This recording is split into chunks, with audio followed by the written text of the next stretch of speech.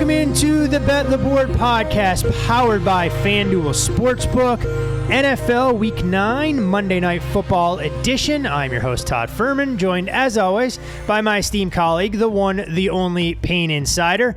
Again, I always want to remind you, our loyal listeners, FanDuel.com/BetTheBoard. Take advantage of the risk-free bets. The enhanced odds that would have gotten you to the window at 30-1 yesterday on a Kansas City Chiefs money line ticket, along with in-game parlay odds, you name it, single game parlay, everything you could possibly want to put in your betting tool belt. And Payne, another week of NFL football nearly in the books. One game left to go. Hopefully your Sunday went well, my friend.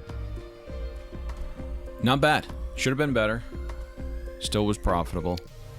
Decent week overall. One of those weeks where you're just like, this should have been substantially better, and even though you won, it feels kind of like a loss, but these are the Monday mornings we have as sports bettors. How's everything? Yeah, same old. The fiance returned from a little family trip. She spent her quality time this weekend with my loved ones down for a little wedding shower. Not her own, of course, not yet.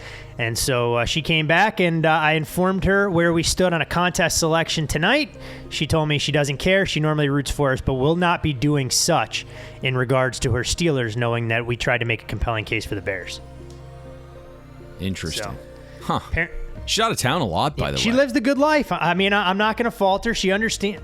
You must be rich. I must be rich. You know, if I slept on a mattress of cash like you, we'd be in a much better position.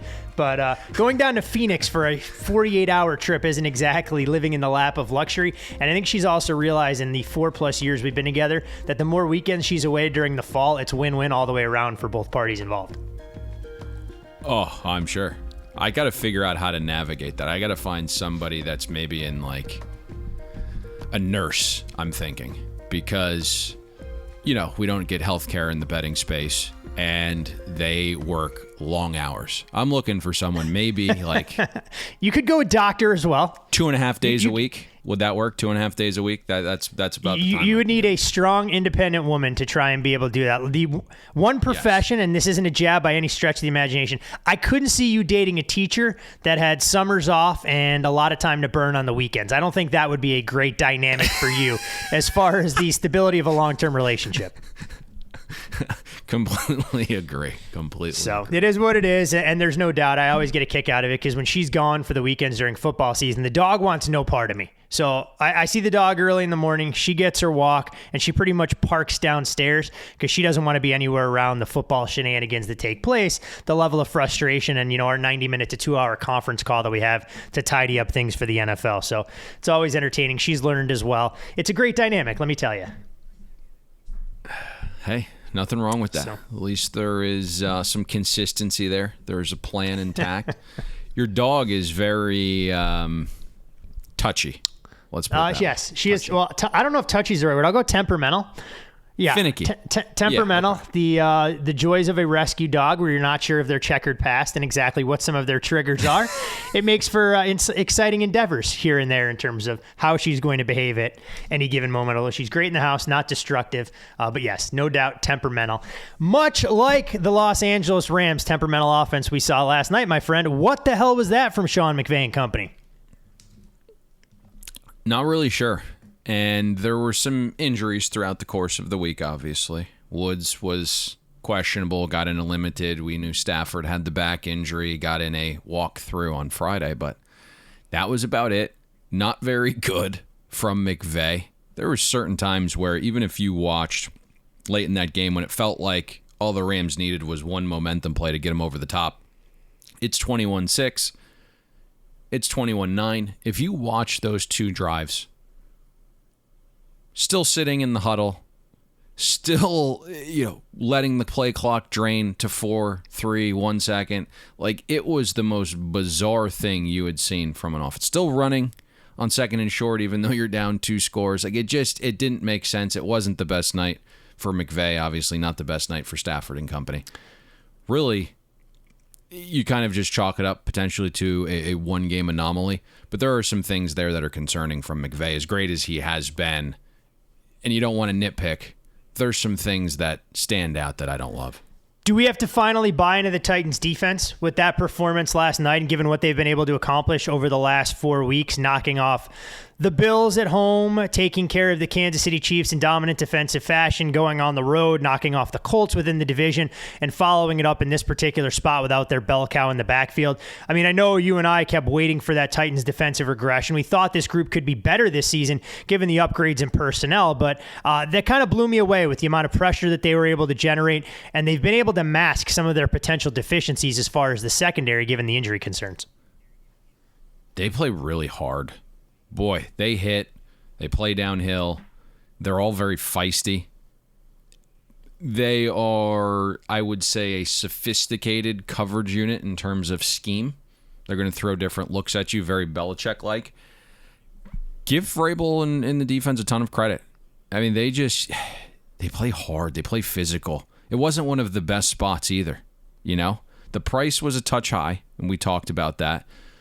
The spot wasn't great. But, I mean, Jeffrey Simmons, you mentioned him big time. Best game of the season by far. 8 pressures, 3 sacks. Had a few run stuffs as well. This was really, when you kind of think about that game on paper beforehand, Tennessee's defense really wasn't getting a bunch of pressure this year. 31st in pressure rate. And we knew the secondary had some questions.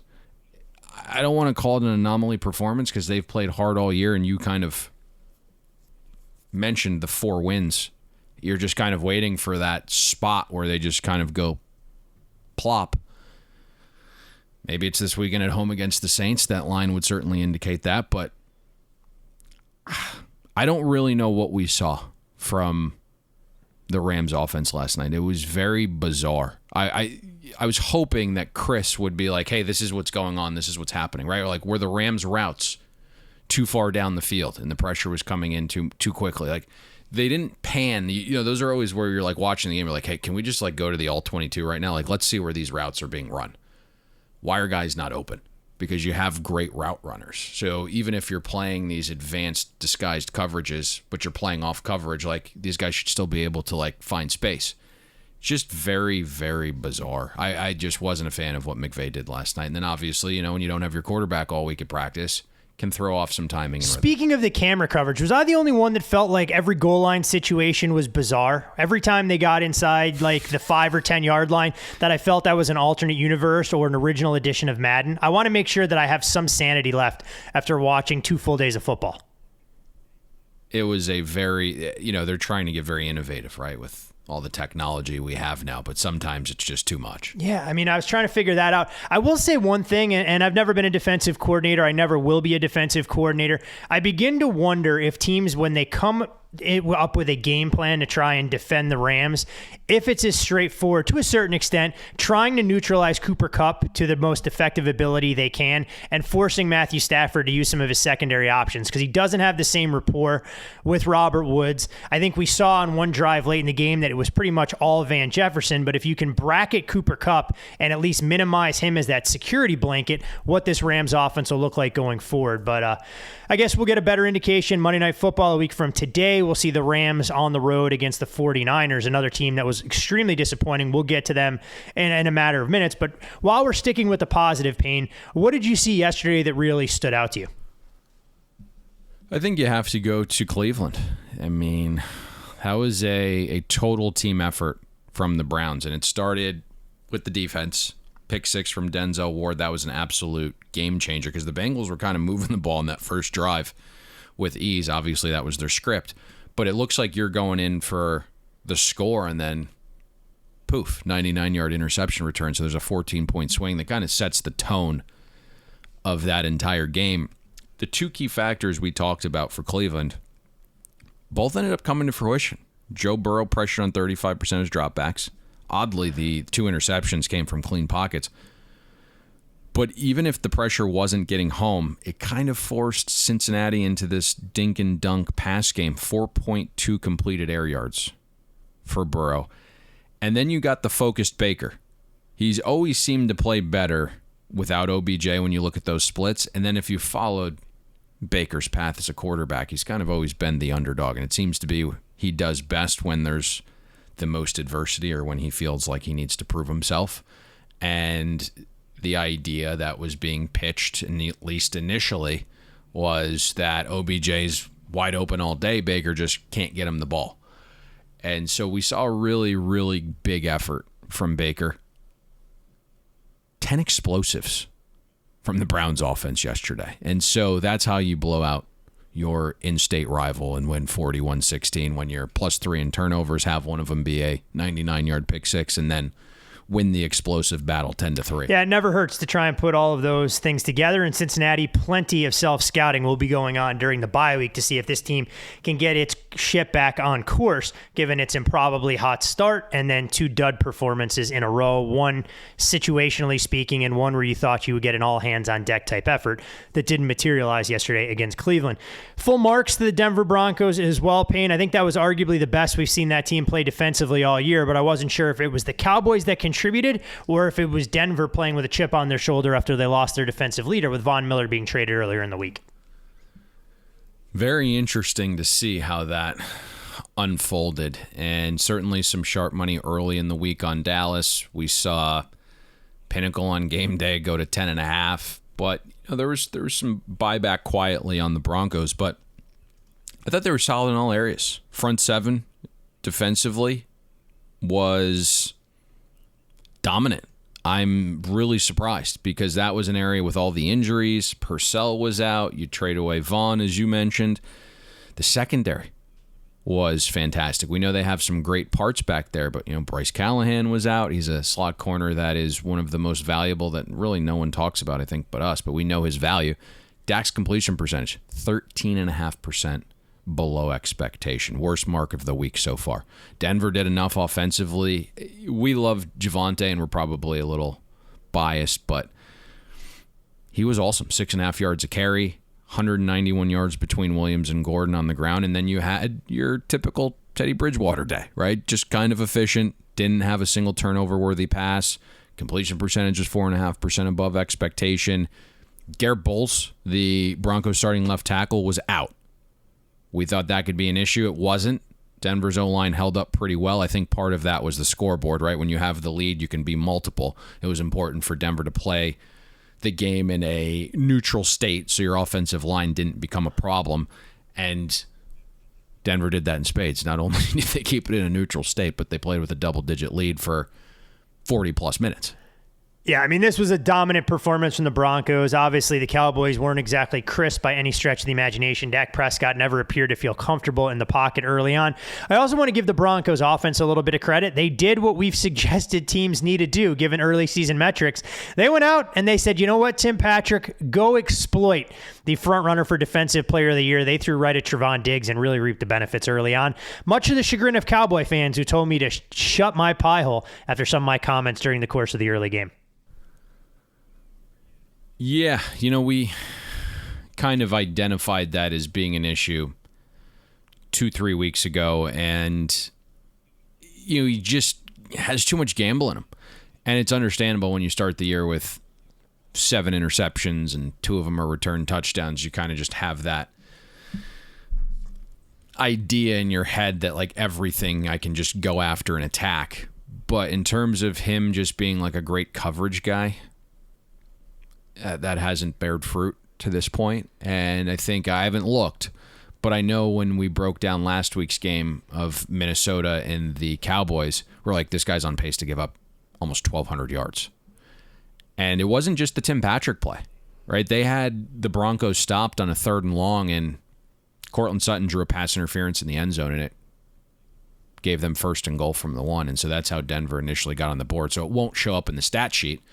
But that was Tavon Diggs in coverage there as well that had the large pass interference there to get the Broncos offense rolling early. Yeah, we'll see. All of a sudden, the Broncos with back-to-back wins, pacing now hopefully with a potential win on the horizon against the Eagles to put us in good standing for our win total before their schedule gets a little bit more difficult down the stretch. As far as other good things that stood out to you, wasn't sure what you picked up on during the course of your viewing over the weekend. I think you have to give Colt McCoy some credit. And that's the one thing we said about him. He's a professional quarterback, right? He's well studied. He knows where the ball needs to go. He can get it out on time. He can do it accurately. He can operate an offense. If you listen to Colt's presser this week, it was all about making guys around him comfortable, he said. So how he got in and out of the huddle, how he spoke, his cadence, he wanted everything to mimic Kyler Murray, so nobody else in the offense had to adjust to him.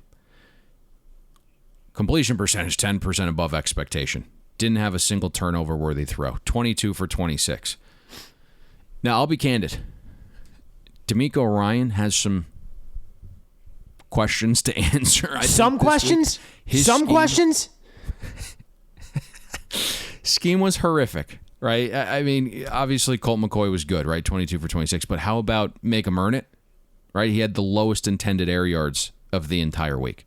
DeAndre Hopkins was out. Chase Edmonds went down early in the game. How about you force Colt McCoy to maybe push the ball downfield with some tighter coverage? That didn't happen. And then, like, the mentality, it was a defense that just wasn't into this game. They got bullied at the point of attack. I can't tell you how many times a run was stopped for no yards or 2 yards that suddenly turned into 3, 4, and 5 yards. And they were just more physical. The running backs wanted it. They were just bulling guys forward. Now, give Cliff and Vance some credit. There are some really high-end players on Arizona's roster, and they're playing extremely well. But there's also a lot of holes. And Vance has disguised some of those. Cliff has gotten a little bit better as a play caller. And just altogether, the holes that we think Arizona has, those guys filling those holes are playing way above expectation. And so now you have an Arizona team that is certainly vying for a Super Bowl run, dare I say. That was obviously a big loss last night with the Rams going down. And so when you can pick up a game on the road with Colt McCoy, you're feeling great about yourself because now you have a 1-game lead plus the tie. Can I ask you a question on this game? And we talked about it in terms of the downgrade from Kyler Murray to Colt McCoy. I believe the number you gave was 3.5 to 4 points. That number by the time... Yeah, 4.5. From the time it opened with the Arizona Cardinals, a 2.5-point favorite. I know there were some cluster injuries with DeAndre Hopkins. That thing closed 5.5. Yep. That ends up being a bigger line move on that game from Kyler Murray to Colt McCoy than what we ended up seeing transpiring from Aaron Rodgers handing the ball off to Jordan Love. Let's map this out just so we're... There was certainly some weirdness with the initial opening of Chiefs-Packers. If my memory serves me correct, there was like kind of a battle between like ones on Yep, that. we saw it. There was a scenario where Green Bay was -1, and then it got to 8.5 the other way, and then there was some Packer money, which drove it down to 7. So like at peak, right, there was a situation where Green Bay went from -1 to plus 8.5, and you know you're dealing with the 3, the 4, the 6, and the 7 there. But to your point, I think we made the downgrade 4.5, and there was a scenario where, you know, you had the 49ers plus 2.5 at one point in the week. To get out to 5.5 was substantial, and we talk all the time. I think the quarterback injury stuff is like, when we bet it, is got to be like 0-100. No, I think it's worse than that now. Honestly, I think it might be 0-196 at this point. It was one of those games where we actually didn't even play that straight. I just wanted to get out ahead and had some teasers on the 49ers plus 7.5, and somehow that still didn't manage to win. I shouldn't laugh at our misfortune. Colt McCoy is a guy that not everyone really likes, and I understand that he's had ample opportunity to be like a starting quarterback in this league. But in terms of a backup quarterback, in terms of his skill set, being able to identify and release the ball quickly and deliver it accurately in a 1-game setting, he's probably one of the better backup quarterbacks in the league. Just a really, really smart guy. And I just, I think when the perception is, this kid was a star at Texas and he was supposed to be, this really high-end quarterback. And because that hasn't been the case, we suddenly diminish his ability as a backup quarterback. And I don't see that. And then what ends up happening in this 1-game sample is everybody else knows they need to step up. So James Conner probably has his best game as a professional. Dude looks like he was shot out of a cannon. He looked like he couldn't. You couldn't time his 40 with anything but a sundial in the waning stages of his time with the Steelers. Suddenly he dons the red and white of the Cardinals, and I thought honestly the first time I saw burst that it was Chase Edmonds, not realizing that Edmonds had gone down earlier in the game. He was fantastic. And then, you get like Nick Bosa. Watch that screenplay. Nick Bosa's job there is to not get shot out of a cannon and rush the passer. Like, he's got to be able to identify, like, oh my God, I got in here a little too quickly. Maybe something's up and it's going to be a screen my way. It's like, no, Nick Bosa was terrible on that play. And so Connor's able to get by him, and it's a screenplay for, 50 yards or so. But Colt McCoy was fantastic. And, it's weird because you're number grabbing. Right, like I know where that line is going to go, so it's like let's get something here on the 49ers. But the whole kind of breakdown for us was Coleman McCoy is probably pretty good, right? He's well studied. He's going to know where the ball needs to go within the offense, and he's going to get it there on time and accurately. And sure enough, he did, and there wasn't any pressure on him. The way DeMeco Ryans played defense was, hey, we're going to play off coverage. And even though we saw him capable of completing short passes, we didn't adjust at halftime either. Well, maybe he decided he watched so much of the Vikings game against the Cowboys and how they chose to defend Cooper Rush. He thought a similar approach was going to be perfect scenario for trying to slow down a backup quarterback. But here we are with the 49ers having a glorious chance to get themselves back in the thick of things, dropping a decision, and now they'll have a pissed off Rams team coming into their building. One thing I will say, if you're going to be an elite level head coach, you can't lose what? I think they've lost 12 out of 13 games at home, or 8 in a row. Not exactly an ideal scenario for Kyle Shanahan. We'll see how they're able to right the ship if they are going forward. And I guess, when you talk about all the accolades heaped on the Arizona Cardinals, you mentioned DeMeco Ryans and some of the struggles for San Francisco defensively. You may as well transition from the good to the bad. The 49ers, Payne, ran the ball 11 times in the game. I know that they got themselves behind the 8 ball early, but they abandoned a ground game faster than we may have ever seen with Kyle Shanahan calling plays. It's really bizarre because the outside zone stuff really works well against a Cardinals defense. That's kind of where they've been susceptible when they do give up some of their runs. Jimmy G was oddly pretty good as well. When you look at his completion percentage above expectation, he had a solid day. Obviously, the late pick is kind of irrelevant. The game's already over at that point, and he's kind of forcing things into windows.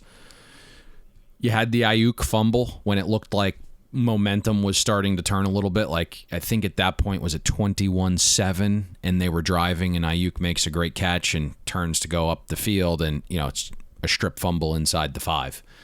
And so things kind of changed off that turnover where Arizona was able to regroup a little bit and press the lead out. But you would like to see, God forbid San Francisco goes in there and now they're down 7. Things probably change a little bit. So that was a big turning point if you look at win probability. Yeah, I mean, just such a weird sequence of events. And I mean, we've belabored the point in that particular game. So obviously those weren't the only teams that struggled. There were plenty of other performances to be disappointed by. And I'll start in Western New York, Payne. When you look at the Buffalo Bills, they had 9 carries total for their running backs for a grand total of 22 yards in a game that they were never trailing by more than a field goal. I mean, 4.6 yards per play. They finished that game -2 in the turnover department. And for extended stretches, they had no answers whatsoever for the 85 Bears, aka the Jacksonville Jaguars defensive line. Everyone was crowning Buffalo in the AFC after they beat Kansas City. And then all of a sudden, you choke a game away late at Tennessee and score 0 in the fourth quarter. Buffalo comes out of the bye week, and they struggled even last week against the Dolphins defense that they've dominated for years.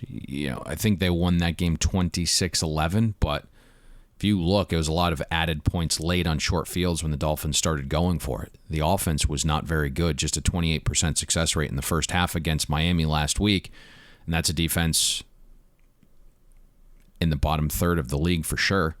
Then you followed up this week, 4.5 yards per pass against Jacksonville's defense, dead last in pass efficiency. Josh Allen was sacked 4 times. He has as many interceptions as explosive passes. His completion percentage, 4% below expectation. This is like when you kind of string it all together, starting with the fourth quarter of the Titans game. This is like 9 straight quarters of very shaky offense for Brian Daboll and Josh Allen.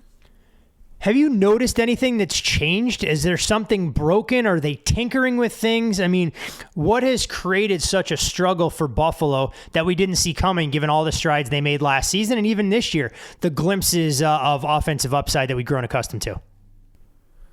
It's kind of what the Chiefs are going through. Defenses realize that we want to play with 3 and 4 receivers, and we're going to make them go 12, 13, 14 plays. And so there was an added emphasis at some point on establishing the ground game, not just because these are the looks defenses are giving you, but also, 2-3 weeks ago, we thought the AFC was going to go through Buffalo. And even though Josh Allen has an absolute cannon, suddenly you start hosting these playoff games in Buffalo. It's like, we can't just chuck it 60 times a game. We're going to have to figure out how to enhance our ground game.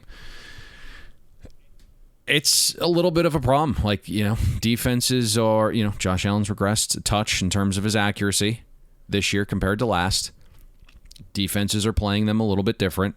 The offensive line was a question mark that was, they weren't horrible, but it was certainly an area that you could have upgraded, and they chose not to. And so, Josh Allen was under duress yesterday a whole bunch.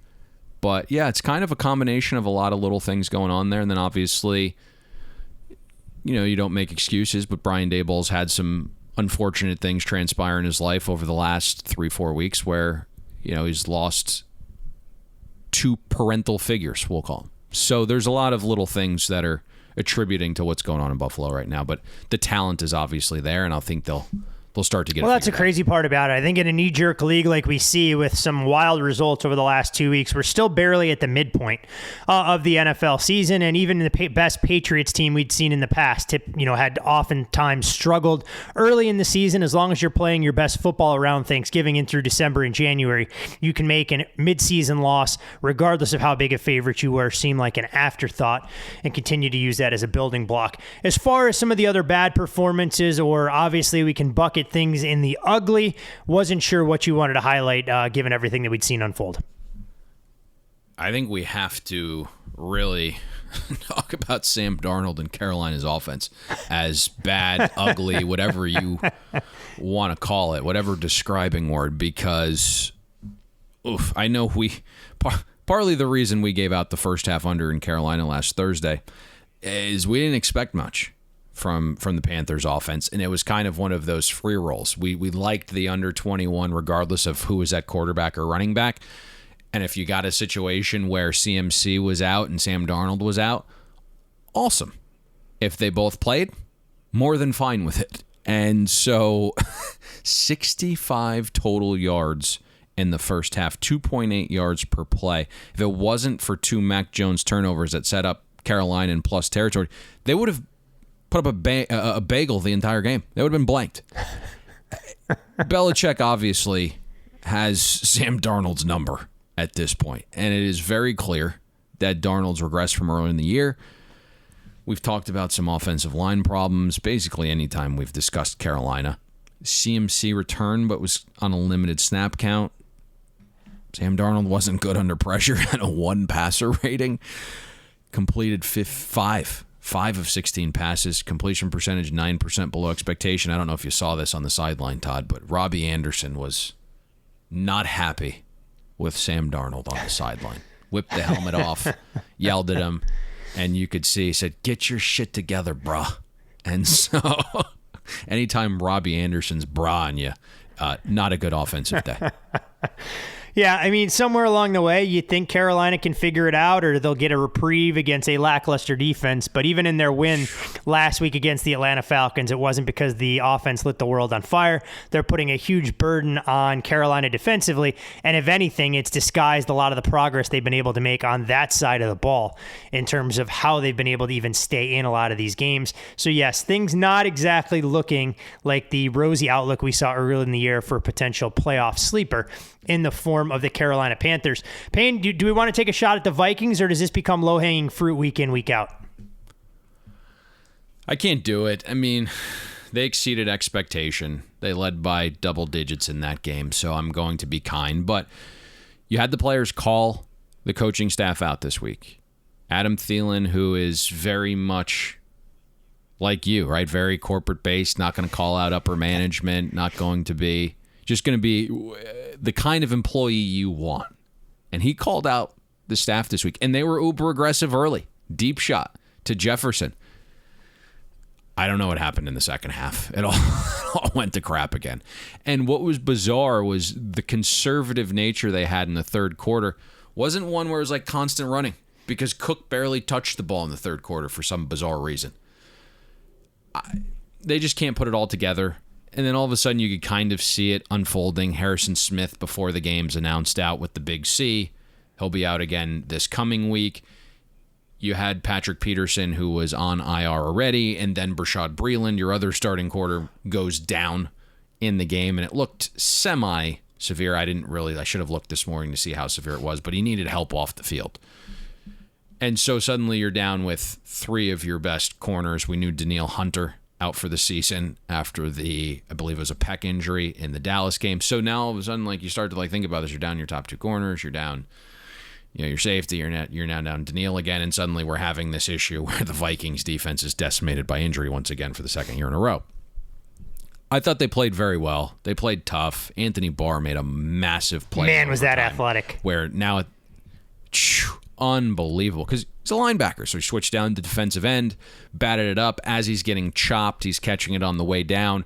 You're getting it in decent field position. I think like the 35 or 40-yard line, you're saying to yourself, like, all our offense needs to do is maybe hit an explosive, pick up 30 yards, and maybe we can win this in overtime. But 3 and out immediately. So it's just a very bizarre offense that's not operating at peak. Clint Kubiak has kind of been gifted this job on his father's name, and he's not very good. And so that's partly what we're having here. It'll be interesting to see if this goes completely sideways, because I don't think Zimmer's completely out of the woodwork if this were to just spiral downward. He could be very much on the hot seat. And it's wild because, a year and a half ago, at least within the gambling community, Zimmer was one of the most respected, and he was covering spreads left, right, and center. Just hasn't been the case, although he did get the cash yesterday. That he did, despite a game day move that actually took it up to 7.5 at some of the sharper shops out there. And when you look at Zimmer's ATS record, I think it moves to 33-16-1 coming into a game off a straight up loss. We'll see if that manifests itself this weekend.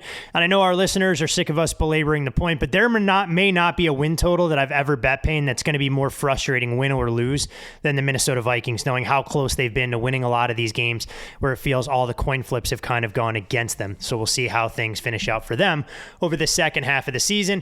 Before we move into look at headlines, wanted to make sure there wasn't anything that we happened to gloss over that you wanted to share as far as observations over the weekend. I decided to subject myself to Texans-Dolphins, and so that's one that we can address because it was kind of interesting throughout the course of the week, the way bettors and fantasy guys talked about Tyrod Taylor. You would have thought he was the second coming. Texans were steamed all week from 7.5 down to like soft 4. I don't know if there was a 3.5 in the market or not, but soft 4 is kind of what I saw.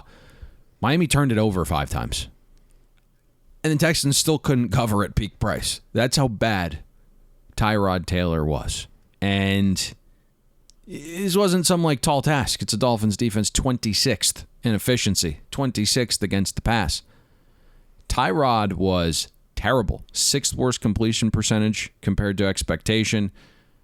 1 pass completed beyond 10 yards. He wasn't good under pressure. He wasn't good when kept clean. He stunk with play action. 39% success rate for the Texans. 3 explosives all game. And so I think this is worth talking about when you have a 3.5-point move through the 6 and 7 onto the 4. I think we have to throw Tyrod in the bad or ugly category. I was surprised that he didn't run the football a little bit more. I know he was returning from a hamstring, but I felt a team so desperate to try and extend plays and struggling to identify weapons that Tyrod Taylor's legs would have been more of a focal point, knowing that the Dolphins defense, who plays a lot of man coverage, had given up chunk yardage in the past to Josh Allen. So that was one part of the game I was surprised didn't play a bigger role for Houston. Maybe the hammy is not quite 100% yet. Which would explain why you're kicking a field goal down 17-6 from the 2-yard line. So. Nope. That's just their head coach. David Coley, everyone's friend of analytics, my friend. That's it, exactly. I just don't get it. I think we talked about this a couple weeks back, where like this organization's so inept right now, and the head coach is beyond help. The rebuild there. Let's figure out what we have in Davis Mills, right? I understand it hasn't looked good, but there's no talent around him. Why don't we get this guy some reps? Why don't we attempt to have better draft picks? Like 32-year-old Tyrod Taylor, I'm sure he's obviously an upgrade as we know and the market indicated, but what are we getting out of that? Especially if this is the performance. I understand this was his basement level performance, and it's only going to get better from here, and it was his first game back in since week 2, so there's going to be a little rust.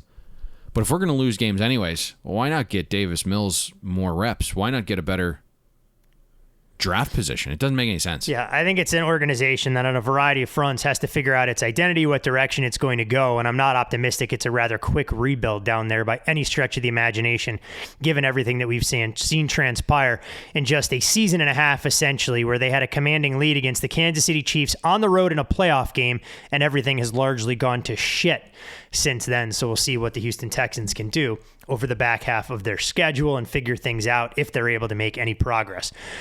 You can follow Payne on Twitter at Payne Insider. I'm Todd Furman. You can follow me there as well. Most importantly, follow the podcast at Bet the Board Pod. Last week, Payne, we had a ton of look-ahead line adjustments. This week, not so much. Modest movements throughout the FanDuel Sportsbook. A couple around key numbers, so we can hit on them real quick before we get into talking about Bears and Steelers, the final game of NFL Week 9. New England Patriots now listed as a 2.5-point favorite as they're welcoming Baker Mayfield and the Cleveland Browns. Look-ahead number on this game had the Patriots a 3-point favorite. Yes, and we're now down to 2 this morning. It depends what version of Baker Mayfield you're going to get. Is it going to be the guy that is troubled by some of the disguised coverages that Bill Belichick will inevitably give him? Or is it a Cleveland offense that, again, on paper, is a top 5 unit? And if you look at the offenses the Patriots have played this year, this will be a huge step up in class. And that, I think, is what's dictating some of this movement. Is obviously Cleveland is better without OBJ. That is very clear. They showed it again yesterday. But when you look at this matchup-wise, Cleveland is going to be a far superior offense to anything the Patriots have faced aside from Tom Brady, but it was in a torrential downpour. So I think that's partly why we've seen some of this movement. New England's offense, Mac Jones, he's going through his rookie highs and lows, right? There was a stretch, obviously, where I understand you win on the road at the Chargers, but there was a stretch in that game where he was 1 for 12. And then you were afforded the luxury of playing a Carolina defense that was 19th in rush efficiency last week, and you were able to just pummel it down their throat. But inopportune turnovers from Mac Jones. So that combination is why we were seeing this movement here early in the week. Also seeing a movement in Sunday Night Football's game that'll be right here in my backyard. The Chiefs listed as a 2.5-point favorite on the road at Allegiant Stadium to take on the Raiders, a pivotal showdown in the AFC West. Your look-ahead number here had the Chiefs laying a full field goal. You going to that game? I will probably not be in attendance because it is largely a clusterfuck to try and get anywhere close to the Strip on game days, but this would be one that I might actually consider. Gotcha. Yeah, it'll be a pretty good game, obviously. Huge impact for the division race. You are right. Look ahead was 3. The reopen was 2.5. We're still at 2.5 early Monday morning. Have seen some juice kind of shade towards the Chiefs. Issues on offense again yesterday. The defense has been fantastic. I do want to dig into the Raiders game a little bit more. That's one that I didn't pay much attention to. They were the better team. I'm curious to see what you see, but I mean, from a yardage standpoint, yards per play, they were the better team. They moved the ball with relative ease. They were just done in by turnovers and plus territory that ultimately became their undoing. In a game where, full disclosure, you saw very real professional money come in on the home underdog in the Giants leading up to kickoff. Yeah, it was one of those interesting line movements of the week where suddenly, middle of the week, the line's 2.5. Raiders are favored, obviously. And then the big C news came out that 13 members of the Giants tested positive. They do the retest. It was only 1 out of 13, and it was a coach. But they were doing a lot of things remote. And so they didn't have their normal work week, and then you did get a boost there with some injury news with guys like Galladay up. And so we saw the line kind of swing back. But you're right, I kind of had this game off to the side, didn't dig into it a ton, but it felt like the Raiders deserved better based upon, I constantly saw them in plus territory, and they just weren't getting points out of it. So, this is a really tough game to navigate because the Raiders have had some really high highs, some really low lows, internal issues obviously going on there. The Chiefs offense just can't get going. Even yesterday, I understand the Packers were very good, but Patrick Mahomes didn't look great again. Travis Kelce, key drops, inopportune penalties. You're trying to get a ground game going based upon the looks that you're getting, but look who your running backs are.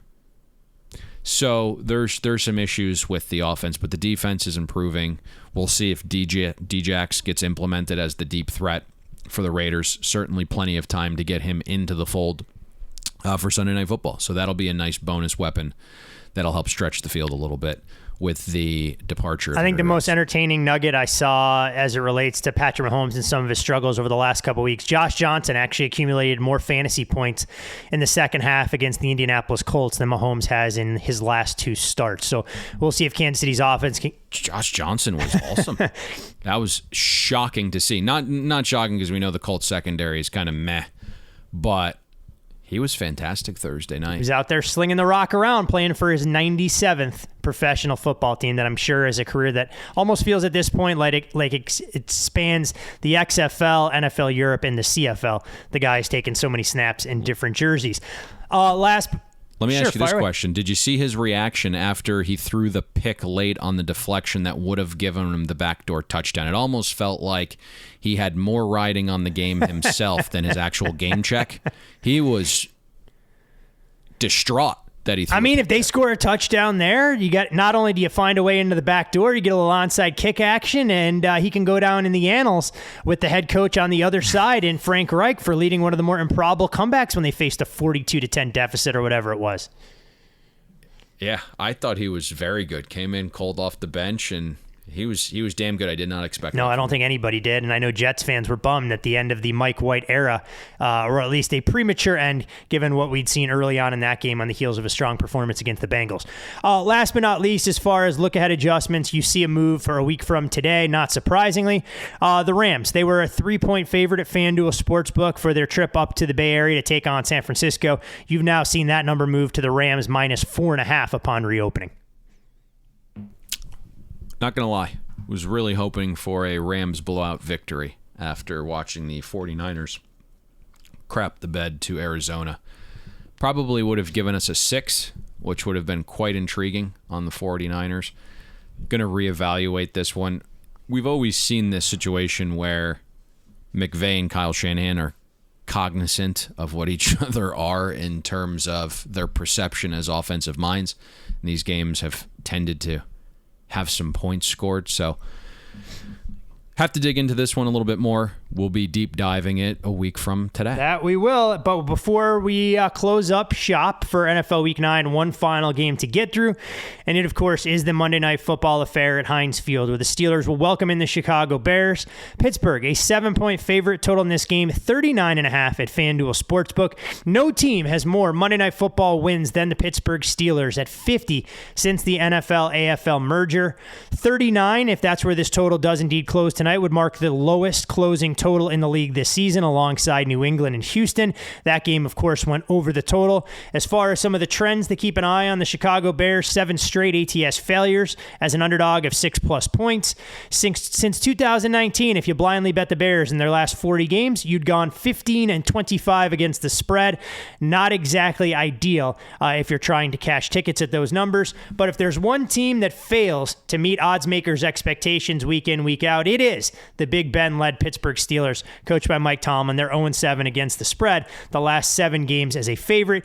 Payne, if you're looking for offense in this game, I'm not sure you're going to find a ton of it. The Bears come in 31st in points per game, 32nd in yards per play, 32nd in net yards per attempt.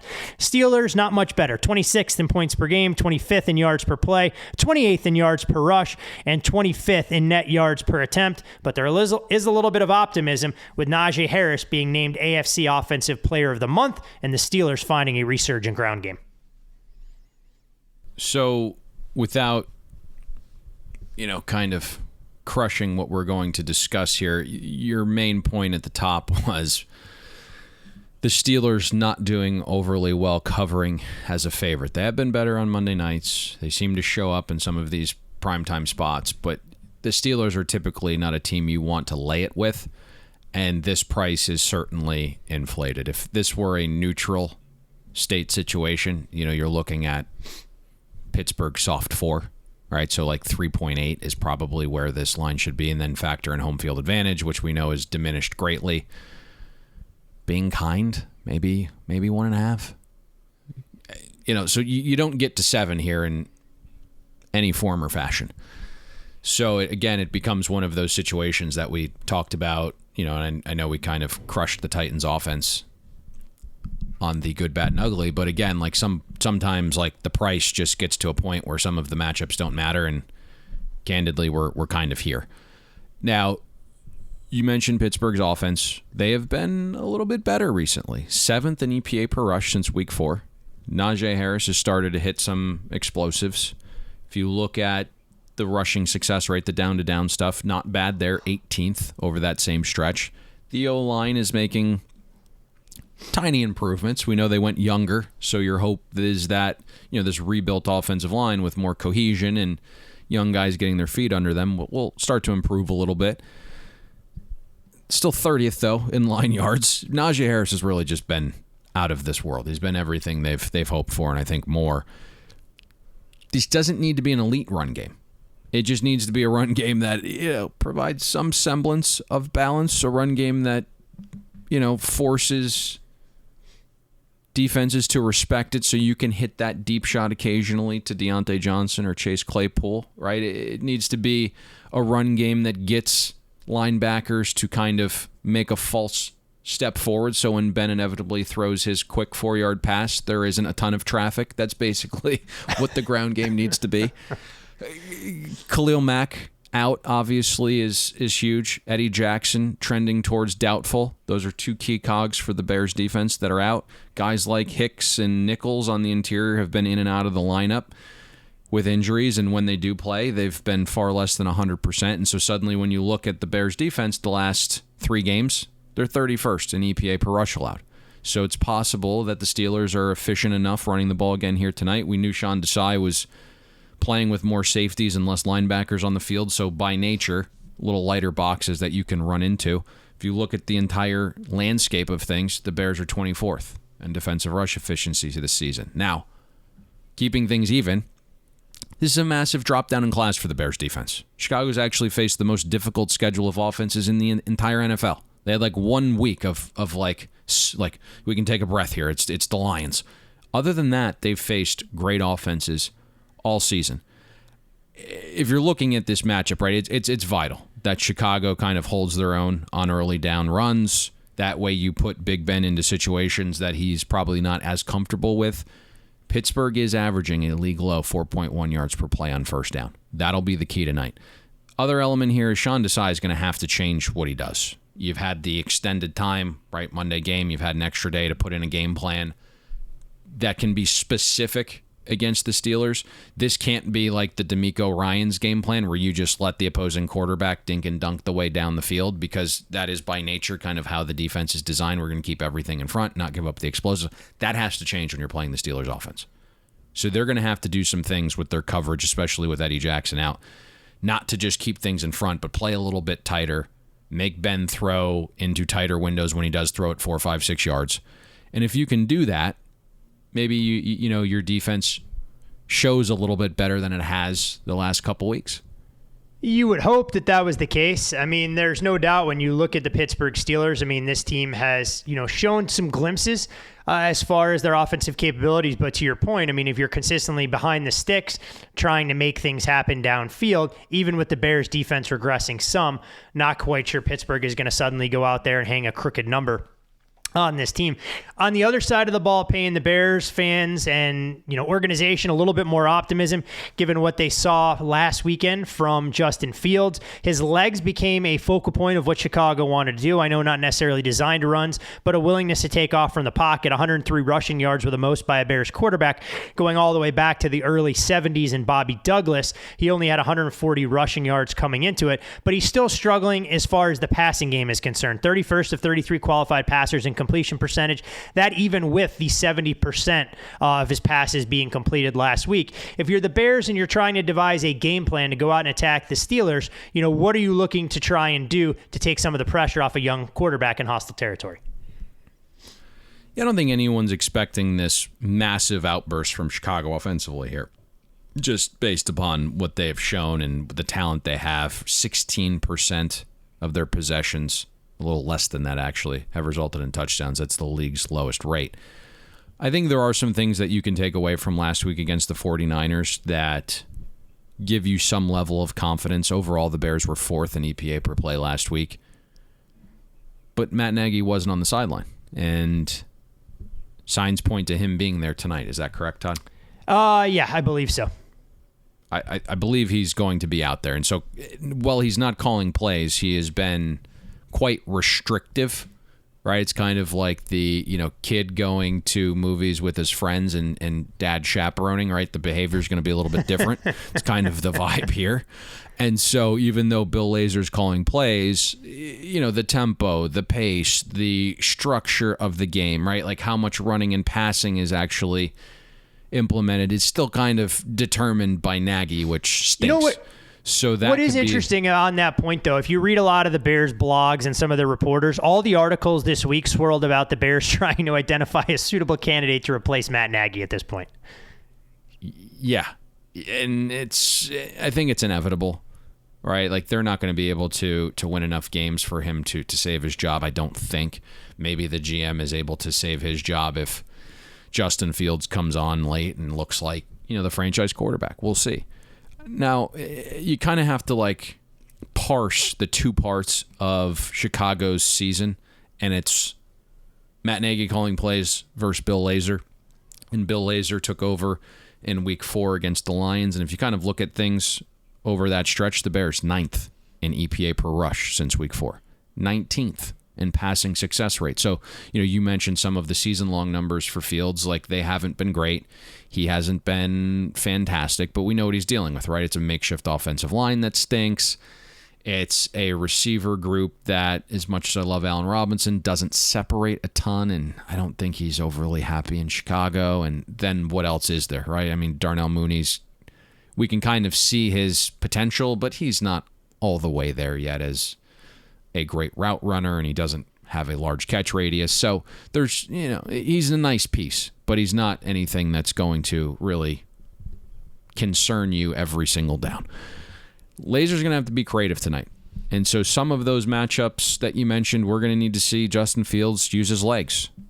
And that is an element that is extremely difficult to game plan for.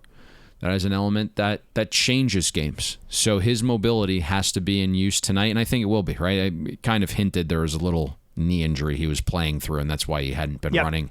We saw him look fully healthy last week. Chicago's been really efficient running the ball from 3 wide sets since Lazor's taken over as a play caller, 55% rushing success rate from that formation.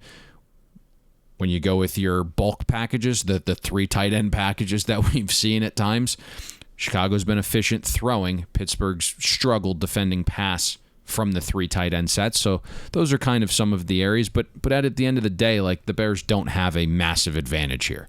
There's 1 or 2 areas where maybe they can find some relative success if they do those things. But ultimately, when you're looking at this, very sharp money came in under at 40. Then you had some contrarian guys that are respected that said, hey, like 38.5, 38's kind of too low. We're going to value bet the over. We can get out ahead of, the public who inevitably will go over here. And so that's why we're back out to 39.5. So there is a little bit of a difference opinion on the total. I do think, though, if, you are betting this game as a professional just based on price, it's Chicago or pass. One element that I do think is interesting in terms of the quarterback run game, when you look at the Steelers' schedule of opponents, they struggled to contain Josh Allen way back in week 1. Since then, the quarterbacks that they faced, Derek Carr, Joe Burrow, Aaron Rodgers, Teddy Bridgewater, Geno Smith, and Baker Mayfield. So we'll see if this is a little bit of a jolt to the system that they have to worry about a quarterback actually taking off from the pocket, looking to pick up yardage, not just in scramble mode. Very possible, right? Because, as great as the Steelers' defense is, and that's obviously been the strength of the entire organization for multiple years, and as much as we kind of nitpick at Mike Tomlin and some of his decision makings, when to go for it, when to not, even though the defense is unwilling to adapt at times, defense has been great. But that unwillingness to adapt and change their philosophy and style, to your point, might lead to Justin Fields having some success as a runner tonight. We shall see what we get. 2 iconic franchises with anything but iconic offenses doing battle on a big stage to close out NFL Week 9. As always, encourage you guys to follow Payne on Twitter at Payne Insider. I'm Todd Furman. You can follow me there. Most importantly, follow the podcast at BetTheBoardPod. FanDuel.com/BetTheBoard. Take advantage of all the great new user incentives in states where applicable. Payne, any final words of wisdom, parting shots, things you'd like to get off your chest before we go back to the lab and try and dissect the College Board before we return for Wednesday's show? No, it's everything. Let's stay hot. Let's keep the train on the tracks going quite fast. And my landscapers are here. So if you hear blowing, that's the noise. Let's kind of get out of Dodge before that becomes annoying for listeners. I mean, it's always the case. They know that we're filled with hot air, and so it's a perfect way to close things up. Best of luck for all of you, our loyal listeners, with whatever investments you choose to make tonight in the game between the Bears and Steelers. If your investments lead you to Maction on Tuesday night, we'll be right back here with you on Wednesday to talk about college football Week 11. In the meantime, hopefully we'll see you at the window.